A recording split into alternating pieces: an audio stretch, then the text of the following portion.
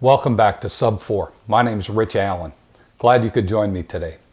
Today I want to talk about how you can affect change in your business. You know, in today's environment, with this economy, it's important that we affect change in some pretty critical areas of our business. But as you know, and as I know, oftentimes change is difficult. Most people don't like it, including ourselves. We resist it. We like things the way that they are, the comfortable nature of how it is today. But if we're going to survive in this economy, there are going to be some critical elements of our business that absolutely have to change. So I want to talk to you a little bit about the formula that you have to understand in order to make change happen in your business. And the first thing you have to understand is that first you have to recognize and be able to quantify the dissatisfaction.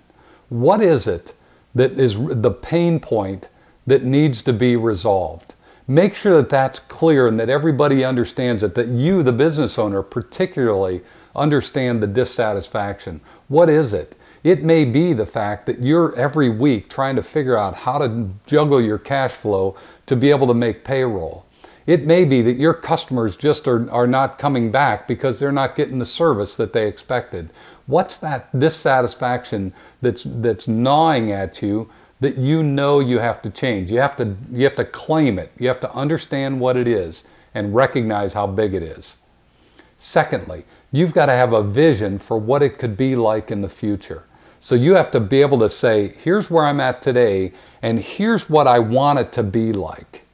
Here's the vision. Here's the future that I want to create, and it looks like this. And my customers would experience this. Create that vision, articulate it, and share it with your team so that they understand what it is you want to have happen in the future. You got to understand where you're at, and then you have to understand where you want to be. Two important pieces. The third element of overcoming the change, the resistance to change, is to be able to recognize what are the first steps that you can take to start moving yourself towards that vision. You can't jump there right away. You can't expect people to simply move from where they're at and go to a new reality overnight. It won't happen.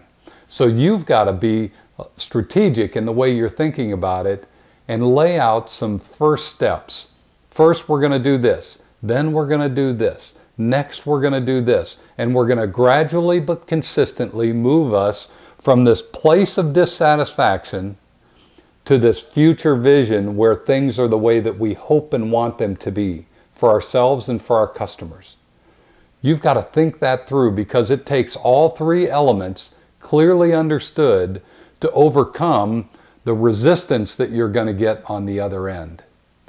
If you spend some very specific time sitting down and writing out, documenting the dissatisfaction, the new vision, and here are the first steps that I'm going to take to move myself closer to that, your folks will come along with you and you'll make some good progress towards making that change happen in a positive way in your business. Try that today. I'm sure it'll work for you in your business. Thanks for joining me.